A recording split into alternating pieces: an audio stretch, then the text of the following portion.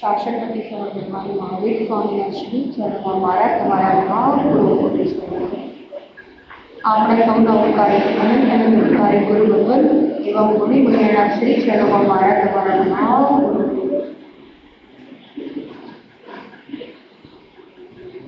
ધર્મ રક્ષિતા રક્ષિતા જે ધર્મની રક્ષા કરે છે ધર્મની પણ આજે આ કાળની અંદર ધર્મ ગમે છે કોને? ધર્મ કોને ગમે છે? ધીરે ધીરે ધીરે ન ખાલી આપણા જ ધર્મની અંદર પણ દરેક ધર્મની અંદર ધીરે ધીરે શું દેખાઈ રહ્યું છે? સુસ્તતા દેખાઈ રહી છે. ધીરે ધીરે ધર્મ અલ્પ થતો જાય છે. પણ જ્ઞાની પરમાત્મા કહી રહ્યા છે કે ધર્મ કોને ગમે? તો કે જેને પાપ ખૂચે ને એને ધર્મ રૂચે. શું થાય? જેને પાપ ખૂચે તેને ધર્મ રૂચે. જેને પાપ લાગે, આ સંસારમાં રહેતા રહેતા એને દુઃખ લાગે, આ છકાલ જીવોની હિંસા કરતા કરતા મનની અંદર ખેદ થાય, વિચાર આવે કે સવારે ઉઠતાની સાથે લઈ અને સૂતા સુધી આ જીવ શું કરે છે? સમય 7 અને 8 કર્મનું બંધ કરી રહ્યા છે.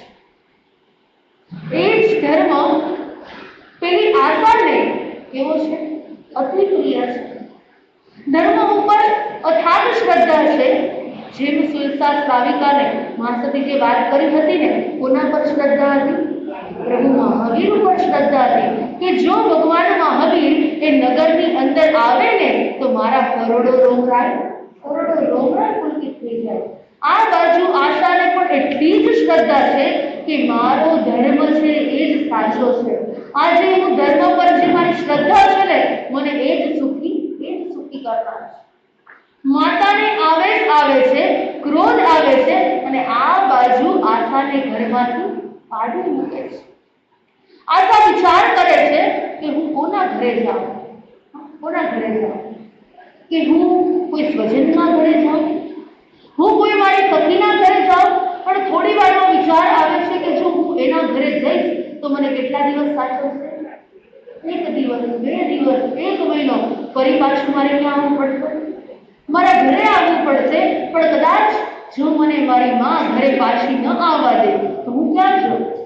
જો પહેલાના જમાનાની અંદર તમે કોઈના ઘરે જાઓ ને તો પધારો લખેલું હવે બહાર લખતા હતા બોર્ડમાં.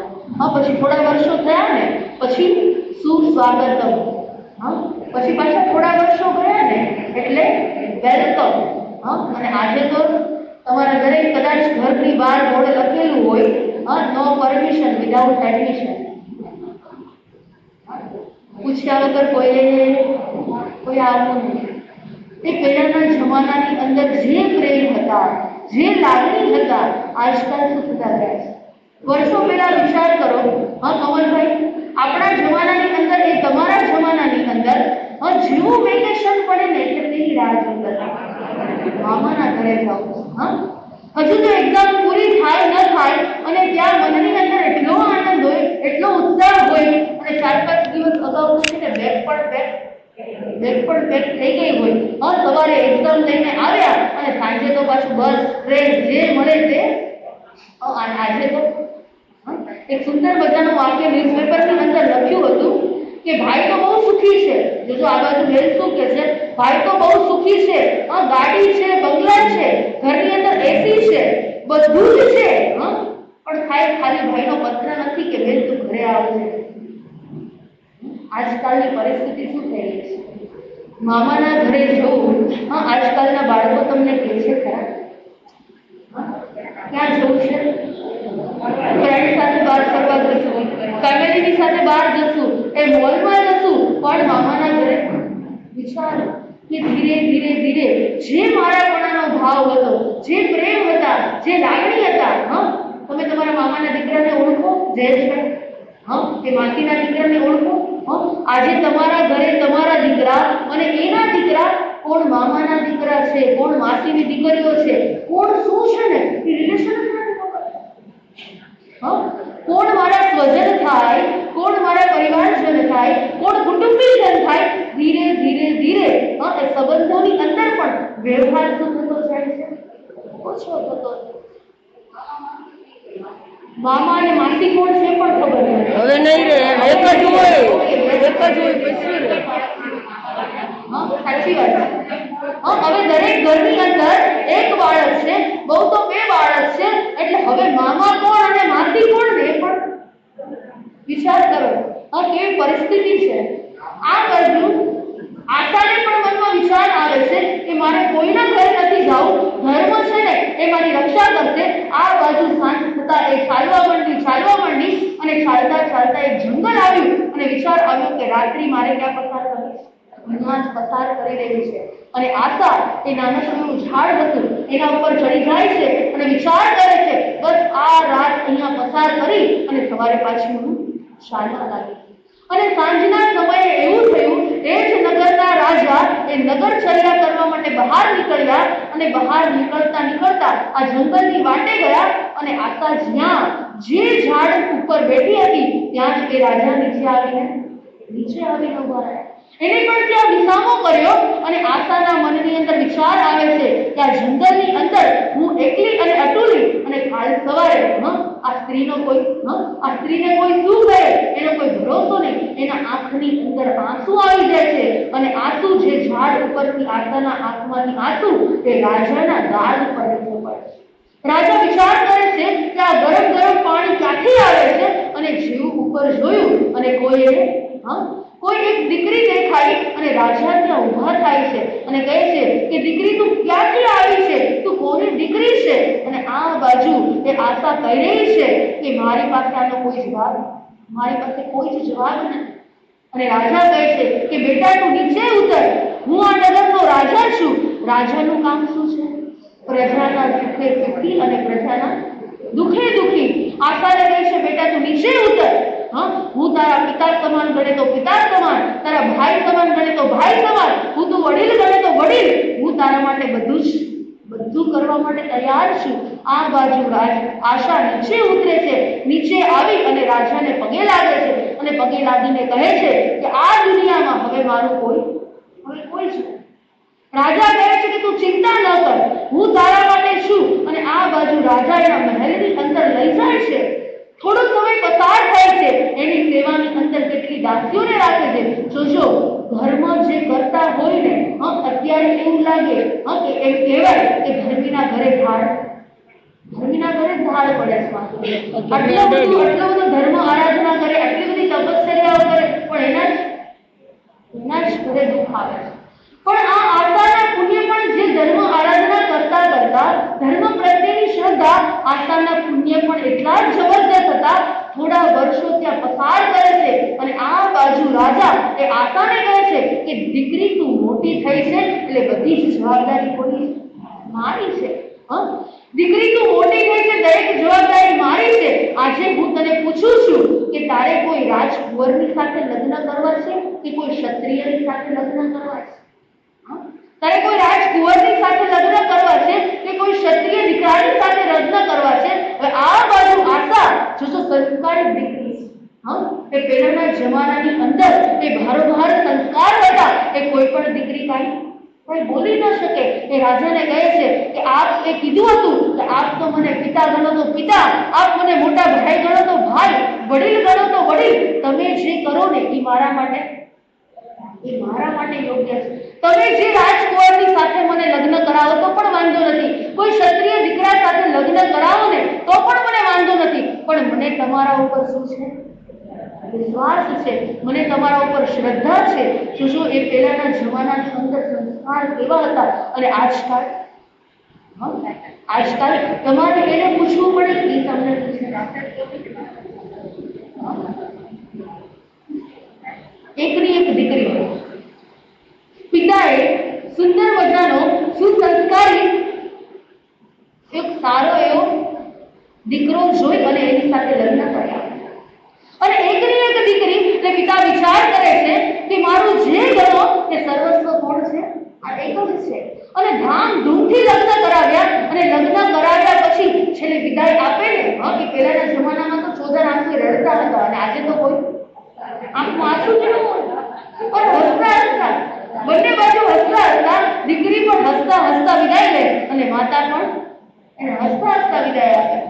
એ પહેલાના જમાનાની અંદર ચોદર આંસુએ રડતા હતા. અને દીકરીના પિતા જમાઈને કહે છે, સાંભળજો કે મારી એકની એક દીકરી છે, એ ફૂલ જેવી કોમળ છે, તમારે જે જોતું હોય ને એ અત્યારે માંગી લેજો. પછી કોઈ ડિમાન્ડ કરતા, પછી કોઈ દીકરીને ડિમાન્ડ ન કરતા કે તારા પિતાએ આ ન આપ્યું, તારા પિતાએ આમ ન કર્યું. અત્યારે તમારે જે માંગવું હોય ને, હજુ તમારી પાસે ટાઈમ છે, તમારે અત્યારે જ માંગી લો. તમે જે માંગશો ને જમાઈ દઈ પણ ના હોશિયાર હતા. શું હતા? હોશિયાર હતા. કે કીધું જ છે, સસરાએ કીધું જ છે તો કઈ બાકી રખાય? કે જો તમારે આપવું હોય ને તો ટર આપી દો. શું કીધું? ટર આપી દો. ટર એટલે કે તમારે આપવું જ છે તો કોમ્પ્યુટર આપી દો, સ્કૂટર આપી દો, હેલિકોપ્ટર આપી દો, મોટર આપી દો, રેફ્રિજરેટર આપી દો. કઈ બાકી રહ્યું? બધી જ વસ્તુ માંગી લીધી. પણ આ જેવી રીતે જમાઈ દઈસરના હતા ને, એવી રીતે બધા સસરાએ દઈસરના નથી. મને એવું લાગ્યું સામે કે હા બરાબર છે, તમને દર આપી દઈશ, પણ તમે કાન ખોલીને સાંભળી લેજો. આ મારી દીકરીનો સ્વભાવ છે ને હીટર જેવો છે. સાંભળજો શું કીધું આ બાજુ. સસરા કહી રહ્યા છે કે મારી દીકરીનો નેચર એ હીટર જેવો છે. હાથમાં હંટર લેશે ને પછી તમને વોટર પીવાનો પણ ટાઈમ નહીં રહે. બોલો જોઈશે મારી ડોટર? સમજાય? કોઈને અહીંયા લાઈટ થાય, કોઈને ઘરે ગયા પછી લાઈટ થાય. પાસેથી શું કીધું? એ પહેલાના જમાનાની અંદર આવું કંઈક હતું, પણ આજના જમાનાની અંદર હવે હવે કોઈ સંસ્કાર નથી, હવે કોઈ રીત રિવાજ નથી, હવે કોઈ મુહૂર્ત નથી. પૂછીએ ને દીકરી અને દીકરાની એંગેજમેન્ટ કરી હોય, પછી પૂછીએ કે ક્યારે લગ્ન છે, તો કે માત્ર જ્યારે હોલ ખાલી મળે ને ત્યારે કરવાના. મુંબઈની અંદર સિચ્યુએશન કેવી છે? જ્યારે હોલ મળે ને ત્યારે મેરેજ કરવાના. અને કોઈ પણ મુહૂર્ત હોય, કોઈ પણ તિથિ હોય, કોઈ પણ દિવસ હોય, પણ જ્યારે મળે ત્યારે કરવાના. આ બાજુ આશા એના જીવનની અંદર એટલા બધા સંસ્કાર હોય છે, એના જીવનની અંદર એટલો બધો ધર્મ હોય છે. જો ધર્મની વ્યક્તિ હોય ને એ ગમે ત્યાં જાય ને તો એને શું મળે? એના જીવનની અંદર સમજણ હોય, એના જીવનની અંદર વિનય હોય, એના જીવનની અંદર વિવેક હોય, એ વ્યક્તિ ગમે ત્યાં જાય ને ત્યારે દુઃખી થાય, દુઃખી ન થાય. આ બાજુ આ રાજાએ એ રાજકુંવરની સાથે આ આશાના લગ્ન કર્યા. એ પાણી ગ્રહણ કરાવ્યું. થોડા વર્ષો થયા અને આ તો રાણી બની ગઈ, મહારાણી બની ગઈ. અને એક દિવસ એ નગરની અંદર ઢંઢેરો પીટાવ્યો કે નગરમાં જે કોઈ પણને જે વસ્તુની જરૂરિયાત હોય ને આ મહારાણી એ દાન દેવા બેઠા છે. સવારથી સાંજ સુધી બધાને શું આપશે? દાન આપશે. આ નગરની અંદર, એ બાજુના નગરની અંદર, એ વતનપુર નગરની અંદર દરેક જગ્યાએ શું કરાવવામાં આવ્યું?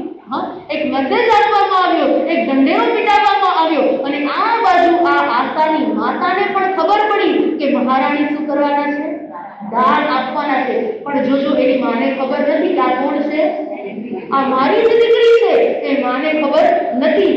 જે દિવસથી આશાએ ઘર છોડ્યું ને તે દિવસથી એની માતા પાગલ થઈ ગઈ છે, ગાંડી બની ગઈ છે. અરે કોઈ પૂછે કે આશા ક્યાં છે, તમારી દીકરી ક્યાં ગઈ છે, તો બધાને એક જ જવાબ આપે કે મારી જે દીકરી હતી ને એ કૂવામાં પડીને મરી ગઈ છે. બસ આ એક જ જવાબ. અને આખો દિવસ એ ગાંડા કાઢ્યા કરે. અને નગરની અંદર જેવા સમાચાર મળ્યા ને આ આશાની માતા પણ એ દોડતા દોડતા ક્યાં થઈ છે? હા, એ રાજમહેલની બહાર જાય છે અને લાંબી કતાર, લાંબી લાઈન લાગી જાય છે. આશા સવારથી લઈ અને સાંજ સુધી બધાને દાન આપે છે, પણ આટલા બધા વ્યક્તિમાં એની માને ઓળખી કે ન ઓળખી? અરે ગમે તેટલી ગાયો હોય પણ એ વાછરડી એની માને ઓળખી જાય કે ઓળખી જાય. અહીંયા આશા પણ એની માને જોઈ અને એકદમ ખુશ થઈ જાય છે અને આ બાજુ એની દાસીને કહે છે કે સામે ઉભેલા એ માજીને, એ દાદીમાને તમે મારી પાસે લઈને આવો. આ બાજુ દાસી એની માતાને એની પાસે લઈને આવે છે અને કહે છે કે બેન, તમને ખબર છે તમારી આશા ક્યાં છે? જોજો કોણ પૂછે છે? આશા જ એની માને પ્રશ્ન પૂછે છે કે તમને ખબર છે કે તમારી દીકરી ક્યાં છે? તો કે નહીં, મારી દીકરી એ કૂવામાં પડીને મરી ગઈ છે. હવે આશાને ખબર પડી ગઈ કે મારી માં તો એ ગાંડી થઈ ગઈ છે, એ પાગલ થઈ ગઈ છે. એની દાસીને કહે છે કે મારી માને એક શયનરૂમ, એક ખંડ એને આપી દો અને ત્યાં જ એની સેવા શુશ્રૂષા, એને જમવા માટેની વ્યવસ્થા, એની કપડાની વ્યવસ્થા, એની માટે જે પણ જરૂરિયાત હોય ને. હવે જોજો કોણ છે હવે આ બાજુ? મહારાણી છે. એ દીકરી છે, એ માને ખબર નથી પણ આશાને ખબર છે. દીકરી એના રૂમની અંદર જાય છે અને કહે છે કે કદાચ જો તમને તમારી આશા મળી જાય તો. શું કહે છે? કદાચ જો તમને તમારી દીકરી આશા મળી જાય તો. એની માતા કહે છે કે જો મને આશા મળી જાય ને, આ બાજુ દીકરી કહે છે કે કદાચ જો હું જ આશા હોય તો કે જો તું આશા હોય ને તો મારું ઢોકળું પાછું લાવ. શું લાવ પાછું? મારું ઢોકળું.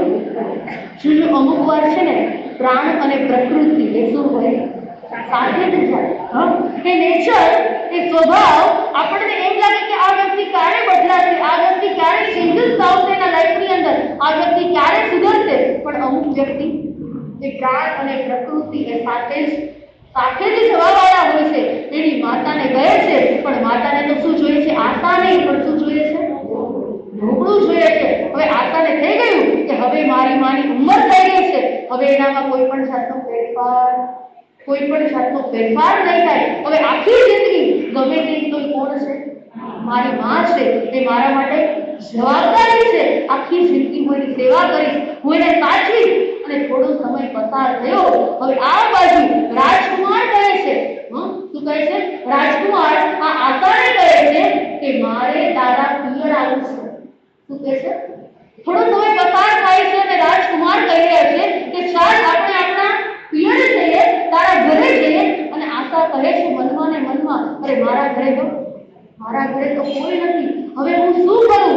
એક વખત આ રાજકુમારની જે ઈચ્છા થઈ ને એ નગરની અંદર પૂરી કરવી ખૂબ જરૂરી છે. જેમ રાજકુમાર કહે ને એમ બધા જ લોકો એને ફોલો કરે છે. હવે આશા મનની અંદર જો ધર્મ પ્રત્યેની શ્રદ્ધા છે. ધર્મ છે ને એ જીવાત્માને સુખ પણ આપે છે, ધર્મ એ જીવાત્માને શાંતિ પણ આપે છે, એક ધર્મ છે ને એ જીવને મુક્તિ પણ આપે છે. આશાને ધર્મ પ્રત્યે એટલી બધી શ્રદ્ધા અને આ બાજુ રાજકુમારને ઈચ્છા થઈ. એને મનની અંદર નક્કી કર્યું કે ગમે તેમ થાય, બસ ટૂંક સમયમાં ક્યાં જવું છે? તારા પિયર જવું છે. અને આ બાજુ આશાએ એક અઠમ તપની આરાધના કરી. કેટલી? જો આપણે તો કેટલી વાર અઠમ તપ કરીએ? આ ભાનુબેન આપણા કેટલા વર્ષી તપ કરે? એક ઉપવાસનો વર્ષી તપ, 2 ઉપવાસનો વર્ષી તપ, 3 ઉપવાસ, 7 ઉપવાસ, 5 ઉપવાસ, 6 ઉપવાસ. અને અત્યારે 7 ઉપવાસ નથી કે હમણાં પડી ગયા હતા ને સરસ. આટલા બધા વર્ષી તપની આરાધના કરી. વિચાર કરો, જે વ્યક્તિ જે તપ કરે છે ને એને ધર્મ પ્રત્યે શું હોય? શ્રદ્ધા હોય છે. હવે આ બાજુ આશાને પણ ધર્મ પ્રત્યે એટલી જ શ્રદ્ધા અને એક અઠમ તપની આરાધના કરી. અને આ બાજુ દેવલોકના દેવો હાજર થઈ ગયા. કોણ હાજર થયા? દેવલોકના દેવો હાજર થઈ ગયા. અને હાજર થઈ અને આશાને કહે છે, બોલ બહેન, અમે તારી સેવામાં હાજર છીએ. અને આશા કહે છે, બસ મારી કોઈ ઈચ્છા નથી, પણ જે આ મારા પતિદેવને, આ સ્વામીનાથને, આ રાજકુમારને જે ઈચ્છા છે ને બસ એ એક ઈચ્છા પરિપૂર્ણ કરી દો. મારું તો આગળ કે પાછળ કોઈ જ નથી. મારા પિયરમાં કોઈ મારો ભાઈ નથી, કોઈ માં નથી, કોઈ પિતા નથી, કોઈ જ નથી. પણ તમે હવે મા બાપ મારા હવે તમે મા બાપ બની જાઓ, તમે મારા ભાઈ બની જાઓ. આ દેવલોકના દેવ આવીને કહે છે, બેન આજથી લઈ અને 15 દિવસ સુધી અમે તારા માટે થઈને એક સ્વર્ગ જેવી નગરી બનાવશું. શું કહે છે? સ્વર્ગ જેવી નગરી બનાવશું. અને આ નગરી એ માત્ર 15 જ દિવસ રહેશે. કેટલા દિવસ? જોજો, દેવલોકમાંથી જે દેવો આવી અને અહીંયા બનાવે ને એ વધારેમાં વધારે વૈક્રિયના પૂતગલો 15 દિવસ વધારનો. એ વૈક્રિયના પૂતગલ ગમે તે હોય તે 15 દિવસની અંદર બધા જ પૂતગલ પૂર્ણ થઈ જાય. આ બાજુ આશાને કહે છે કે અમે તારા ભાઈ અને બહેન થઈને તારા ત્યાં આવશું અને આ બાજુ રાજકુમારને અમે વિનંતી કરશું, આમંત્રણ આપશું અને તરત જ બીજે દિવસે એ રાજ દરબારની અંદર એ રાજસભામાં દેવલોકના દેવો એના ભાઈ બનીને આવે છે. જોજો, ધર્મ એ શું કરે છે? ધર્મ પ્રત્યેની શ્રદ્ધા એ જીવાત્માને બધું અપાવી શકે છે. આ બાજુ એના ભાઈ એ નગરની અંદર આવે છે અને દરબારમાં એના પગલા થાય છે અને કહે છે કે મારું નામ ચંદ્રકાંત છે, હું વસંતપુર નગરનો રાજા છું અને મારી બેન આશા છે. આજથી કેટલા વર્ષો પહેલા મારી બેન ગુમ થઈ ગઈ હતી, એ ગાયબ થઈ ગઈ હતી અને આજે મને સમાચાર આવ્યા કે આ નગરની અંદર એ રાણી, એ મહારાણી, એ આશા એ મારી બેન છે. તમે અમારા ઘરે, તમે અમારે ત્યાં પધારો, અમારા નગરની અંદર પધારો, અમે તમારું સ્વાગત કરવા માટે તૈયાર છીએ. આ રાજકુમાર પણ ખુશ થઈ જાય છે અને તરત જ બધી જ તૈયારીઓ કરી અને બીજે દિવસે એ નગરની અંદર, વસંતપુર નગરની અંદર જાય છે. એ રાજકુમારની સાથે કેટલા બધા સૈનિકો, કેટલા બધા સેવકો, આ મહારાણી, એની કેટલી બધી દાસીઓ, આખો કાફલો લઈ અને વસંતપુર નગરની અંદર જાય છે. તે ત્યાં જઈ અને સુખેથી રહે છે. થોડા દિવસ પસાર થાય છે અને આશા કહે છે કે બહુ વધારે પિયરમાં રોકાવાય નહીં. ત્યાં પણ આપણું નગર છે, એ નગરની અંદર પણ તમારી કેટલી બધી જવાબદારીઓ છે, તમારી પણ ફરજ છે. એ પ્રજાને ઘણા બધા પ્રશ્નો હોય, એ પ્રશ્નનું સોલ્યુશન કરવા પણ ત્યાં પણ કોઈ નથી. આ બાજુ રાજકુમાર પણ સમજી જાય છે અને કહે છે બસ હવે આપણે પણ પરત ફરીએ.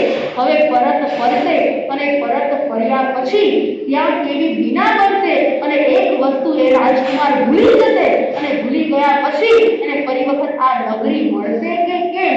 હવે આગળ આપણે જતા જતા એ આશાના જીવનની અંદર કેવા ભાવ થશે, કેવા પરિવર્તનો આવશે એ આપણે આવતીકાલે સાંભળશું. જેટલા અંશે આપણા હૃદયની અંદર અવધારીશું એટલા અંશે મારો અને તમારો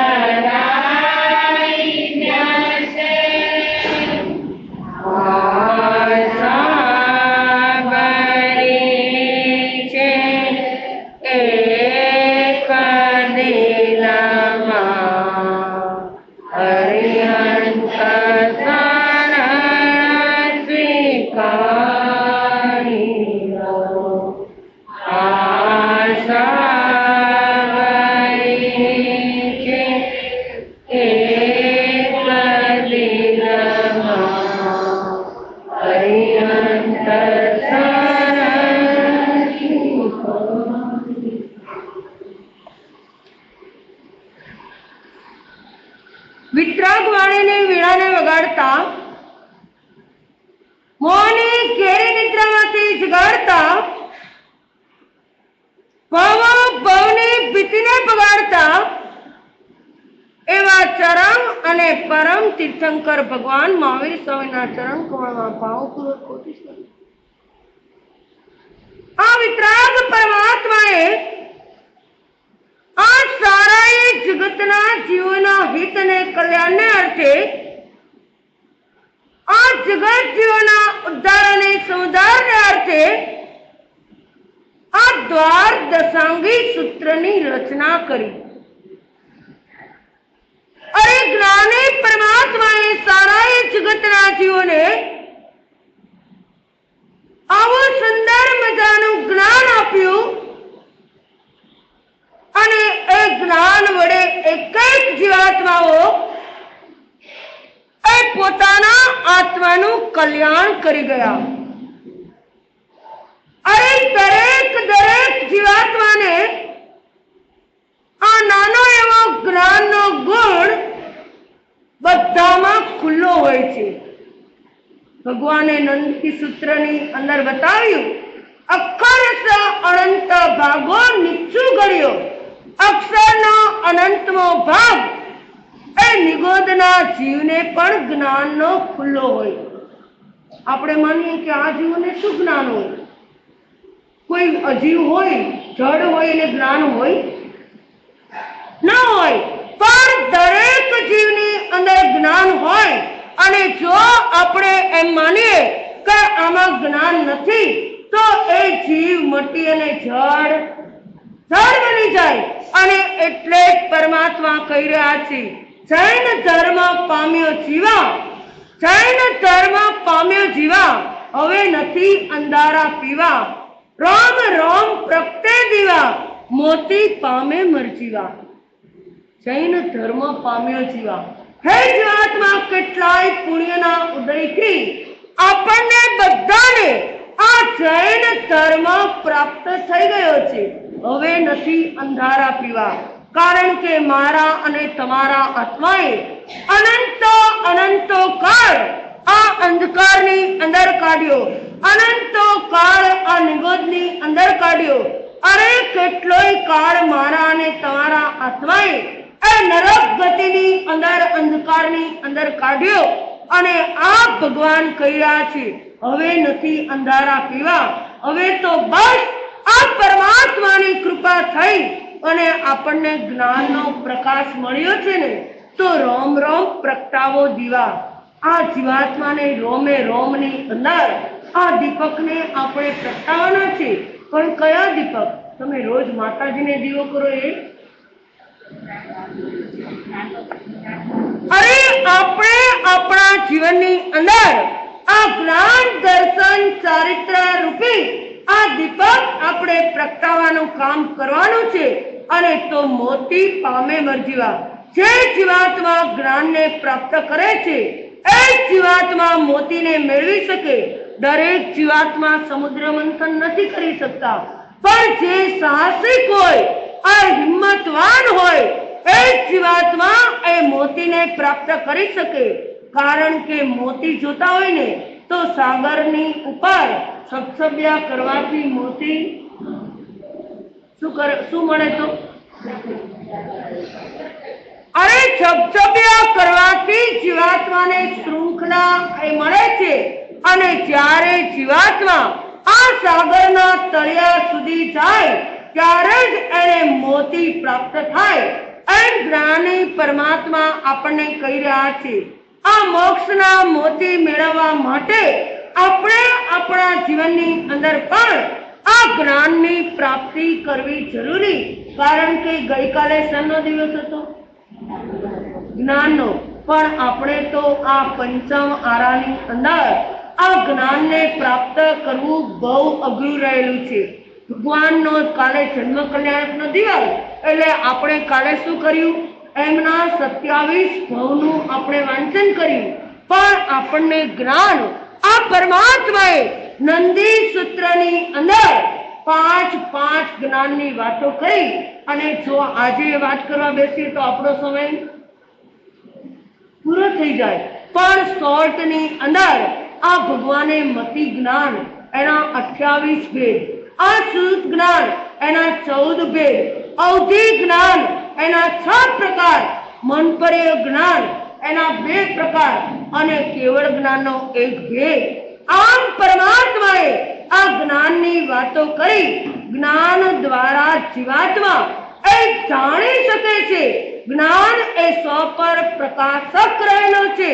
એ પોતાને પણ પ્રકાશ આપે અને સારા એ જગતના જીવોને પણ આ પ્રકાશ આપનાર એ જ્ઞાન રહેલું છે. અને બીજા નંબરની અંદર દર્શન એ દાહક રહેલું છે. કારણ કે અનાદિ અનંત કાળથી આ મારા અને તમારા આત્મા ઉપર આ મિથ્યાત્વના મૂળિયા જે લાગેલા છે એ એવા ગાઢ થઈ ગયા છે ને કોઈ રીતે જઈ શકે એમ નથી. પણ આપણે મિથ્યાત્વના મૂળિયાને આ દર્શન દ્વારા આપણે એવો અગ્નિ પ્રગટાવીએ કે મિથ્યાત્વના મૂળિયા એ બધા બળીને ખાક થઈ જાય. એટલા માટે ભગવાને આ દર્શનને દાહક કીધું અને ચારિત્રને પાચક કીધું. શું કીધું? પાચક. જે જીવાત્માના સમયે સમયે આ ઉદયો આવતા જાય એ ઉદયને જ્ઞાન દ્વારા પચાવી અને સમજણ દ્વારા એને પાચન કરવાનું છે. એટલા માટે આ ચારિત્ર પાચક રહેલું છે અને તપ એ શોધક રહેલું છે. કઈ શોધી શોધી અને આપણા જીવનની અંદર જે કઈ પાપ લાગ્યા હોય, જે કોઈ દોષ લાગ્યા હોય એ દોષોને એ પોતે આ તપ દ્વારા ખપાવી આ તપ દ્વારા પાપને દૂર કરી આપણે આપણા આત્માને આ સ્વચ્છ અને સ્ફટિક સમાન શુદ્ધ બનાવવાનો છે. એટલા માટે આજનો દિવસ એટલે ચારિત્રનો દિવસ. શેનો દિવસ? ચારિત્રનો દિવસ રહેલો છે. ભગવાન કહી રહ્યા છે ચારિત્ર પણ મુખ્ય બે પ્રકારના. કેટલા પ્રકારના? વ્યવહાર ચારિત્ર અને નિશ્ચય ચારિત્ર. અરે દ્રવ્ય ચારિત્ર અને ભાવ ચારિત્ર. પણ તમે બધા ચારિત્ર કોને કહેશો?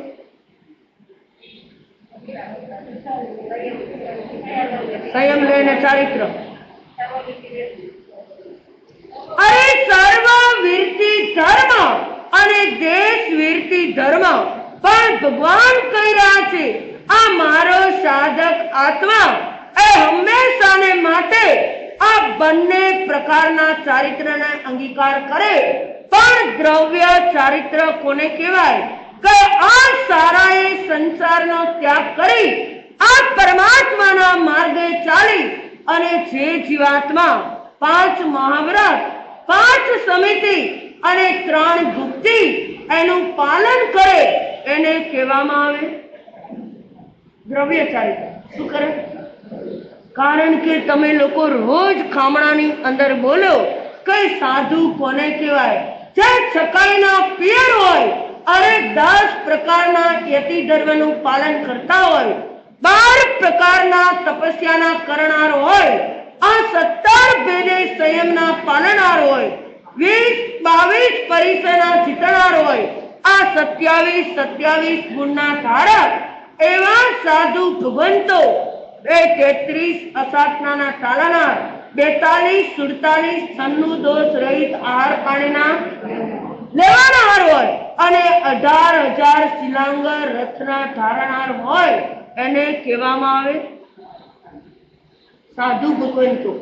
આ દ્રવ્ય ચારિત્રની વાત થઈ કે આ બધું પાલન કરે અને આ જીવાત્માને આ દ્રવ્ય ચારિત્ર કહેવાય. આ નિશ્ચય ચારિત્ર કોને કહેવાય? નિશ્ચય ચારિત્ર કોને કહેવાય? 6-7મા ગુણસ્કંદ. કોણ બોલે? જવાબ તો દેશો.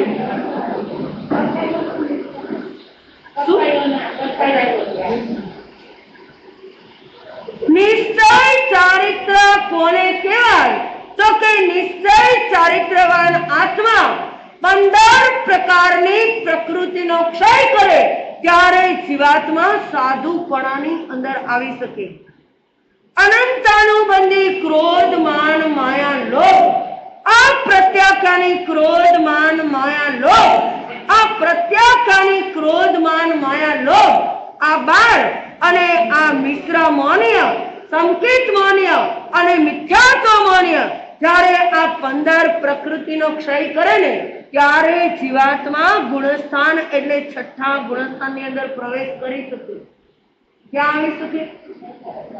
આ ભગવાને આને નિશ્ચય ચારિત્રની વાત કરી કે વ્યવહાર ચારિત્ર તો મારો અને તમારો આત્મા અનાદિ અનંત કાળથી આ ચારિત્રનું પાલન કરતો આવ્યો છે.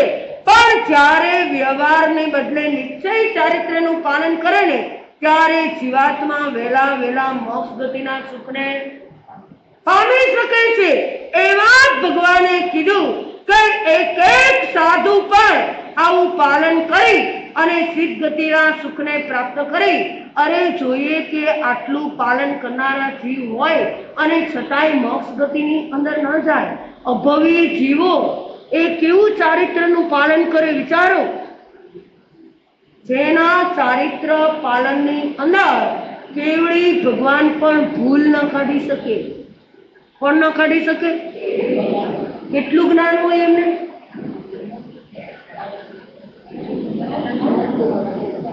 અરે આ અભવીને નાવ પૂર્વની ત્રીજી આચાર વસ્તુ સુધીનું જ્ઞાન અને જેમનું ચારિત્રનું પાલન કોઈ ભૂલ ન કાઢી શકે અને છતાંય અભવી જીવ ક્યારેય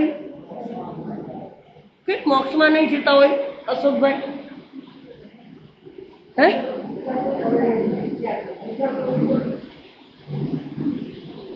મિથ્યાત્વી છે એટલા માટે અભવી કેમ મોક્ષમાં ના જાય? એટલે મિથ્યા તો તમને મને બધાને મિથ્યા તો જ છે. હજી આપણે મિથ્યાત્વથી આગળ ક્યાંય નથી હોય તો સાંભળી લેજો. તમે અને હું ભલે અમે સાધુપણું અંગીકાર કર્યું છતાંય જ્યારે સંયમના ભાવ ઉત્કૃષ્ટ હતા ને ત્યારે અમે છઠ્ઠા ગુણસ્થાનને સ્પર્શ્યો હોય પણ પાછું છઠ્ઠા ગુણસ્થાનમાંથી પડી અને જીવ ક્યાં આવી જાય? પહેલા ગુણસ્થાન. આ મિથ્યાત્વના ગુણસ્થાનની અંદર આ સાધુ સાધ્વી શ્રાવક અને શ્રાવિકા આપણે બધા પહેલા ગુણસ્થાનમાં જ છીએ. હજી આપણે પહેલું ગુણસ્થાન છોડીને આગળ બીજા ગુણસ્થાનની અંદર પહોંચ્યા છીએ તો આપણને શાસ્ત્રજન સંકિત થઈ જાય. બીજે પહોંચ્યા હોય ને તો આપણને શાસ્ત્રજન મળી જાય. તો અભવી ભલે મિથ્યાત્વના ગુણસ્થાનની અંદર હોય પણ અભવી ગમે એટલું ચારિત્રનું પાલન કરે ને એ ગમે એટલું જ્ઞાનને મેળવે ને છતાંય એનું લક્ષ્ય એક જ હોય કે મને આના કરતા પણ સંસારની સાધન સામગ્રી વધારે મળે. મને કેમ સંસારના સુખો વધારે પ્રાપ્ત થાય એટલા માટે ચારિત્રનું પાલન કરે. એના લક્ષ્યની અંદર ક્યારેય મોક્ષ ન હોય. શું ન હોય? મોક્ષ ન હોય. એટલા માટે અભવી જીવ એ ક્યારેય મોક્ષ ગતિની અંદર જાય નહીં. ત્યારે ભગવાન કહી રહ્યા છે કે અભવીને આટલું જ્ઞાન અને છતાંય એ મોક્ષમાં ન જાય પણ કોઈ શ્રાવક શ્રાવિકા સાધુ સાધ્વીને ભલે અષ્ટ પ્રવચન માતાનું જ જ્ઞાન હોય. કેટલું હોય? ફક્ત 5 સમિતિ અને 3 ગુપ્તિનું જ જ્ઞાન હોય ને તોય એ જીવાત્મા મોક્ષ ગતિ સુધી પહોંચી જાય. કારણ કે કોઈ જીવાત્માને એવો જ્ઞાનાવરણીય કર્મનો ઉદય જોરદાર હોય, જ્ઞાન ભણતા ન આવડે પણ છતાંય એવા જીવો છે કે જેઓ મોક્ષ ગતિના સુખને પામી ગયા છે. એવા આપણા સિદ્ધાંતની અંદર કોણ છે? માસ્તુસ મુનિ. આ માસ્તુસ મુનિ એ સાધુ એ ગમે તેટલું જ્ઞાનાવરણીય કર્મનો ક્ષય કરવા માટે પ્રયત્ન કરે.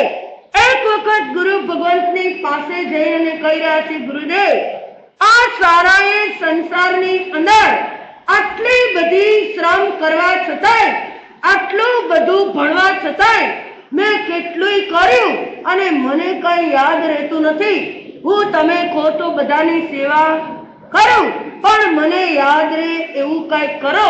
ત્યારે આ ગુરુદેવ વિચાર કરી રહ્યા છે, આ યોગ્ય આત્મા, આની પાત્રતા જોરદાર છે એટલે એને ફક્ત 6 અક્ષરનું સૂત્ર આપ્યું, મારુષ અને માતુષ. રોષ કરવો નહીં અને દ્વેષ પણ કરવો નહીં. આટલું જ એના ભાવાર્થ સમજાવ્યા અને કીધું આ સૂત્રનું તું બરાબર રટાણ કરજે. મારુષ અને માતુષ. આ મુનિરાજ એ મારુષ માતુષ મારુષ માતુષ આખો દિવસ મનની અંદર આ જપ કરે અને પાછું કાંઈક કામમાં પુરવાઈ જાય ને તો પાછા ભૂલી જાય કે મને કયો મંત્ર આપ્યો હતો. અને આ મારુષ માતુષ ગણતા ગણતા આ મુનિરાજ માસ્તુષ માસ્તુષ માસ્તુષ ગણવા લાગ્યા અને મનની અંદર એના ભાવ દ્રઢ હતા કે મારે કોઈની ઉપર રાગ પણ કરવો નહીં અને કોઈની ઉપર દ્વેષ પણ કરવો નહીં. આ ભાવ જેના અંતરની અંદર ઘૂંટાઈ ગયા હતા એવા માસ્તુષ મુનિ આટલો મંત્ર બોલતા બોલતા પણ આ જે જીવાત્માને કેવળ જ્ઞાન અને કેવળ દર્શનની પ્રાપ્તિ થઈ ગઈ. વિચાર કરજો, ચારિત્ર અંગીકાર કર્યા પછી પણ જો જીવાત્માનું લક્ષ્ય એ કેવળ જ્ઞાન અને કેવળ દર્શન યથાખ્યાત ચારિત્ર સુધી પહોંચવાનું હોય તો જીવાત્મા અવશ્યમેવ યથાખ્યાત ચારિત્ર સુધી પહોંચી શકે છે. આવા ભગવાને ચારિત્રના 5 પ્રકાર. આજનો દિવસ કેનો? નમો ચરિતસ્સ. આ ચારિત્રના 5 પ્રકાર: સામાયિક ચારિત્ર, છેદો પ્રસ્તાપનીય ચારિત્ર, પરિહાર વિશુદ્ધ ચારિત્ર, સૂક્ષ્મ સંપ્રાય ચારિત્ર અને યથાખ્યાત ચારિત્ર. પણ જીવાત્માને ઉપરના ચારિત્રની અંદર પહોંચવું હોય ને તો સૌથી પહેલા નંબરની અંદર એ સામાયિક ચારિત્રના ઘરની અંદર આવવું જ પડે. અને સામાયિક ચારિત્રના ઘરની અંદર આવ્યા વગર ઉપરના એક પણ ચારિત્રની પ્રાપ્તિ જીવાત્માને ન થાય. આ ભરત અને ઈર્વ ક્ષેત્રની અંદર અત્યારે હાલની અંદર આ સામાયિક અને છેદોપસ્થાપનીય 2 ચારિત્ર છે. કેટલા? 2 ચારિત્ર. જ્યારે પરિહાર વિશુદ્ધ ચારિત્ર એ ક્યાં હોય? મહાવિદ્ય ક્ષેત્રની અંદર. અને આ જ પરિહાર વિશુદ્ધ ચારિત્ર અંગીકાર કોણ કરી શકે? તો જેને પ્રથમ નંબરનું સંઘયન હોય. કયું હોય? વજ્ર ઋષભ નારાજ સંઘય વાળો જ આ જીવાત્મા પરિહાર વિશુદ્ધ ચારિત્રની આરાધના કરી શકે અને આ ચારિત્રને અંગીકાર કરી શકે. એમાં પરિહાર વિશુદ્ધ ચારિત્ર અંગીકાર કરવા માટે એ 9 જણાની ટીમ હોય. કેટલી હોય? કારણ કે 4 એવા હોય કે તપસ્યા કરતા હોય, 4 એની સેવાની અંદર હાજર હોય અને એક વ્યક્તિ એમને આખો દિવસ વાચના આપે. એટલે એક આચાર્ય ભગવાન એ વાચના આપવાનું કામ કરે. આ એમનું તપ એ 18 મહિનાનું આ ચારિત્ર હોય. કેટલા મહિનાનું? 18 મહિના સુધી આ ચારિત્રનું પાલન કરે અને જે તપ કરનારા છે એ બીજા વખતે સેવા કરે અને સેવા કરનારા તપની અંદર જોડાઈ જાય અને વાચનાચાર્ય હંમેશને માટે એક જ રહે.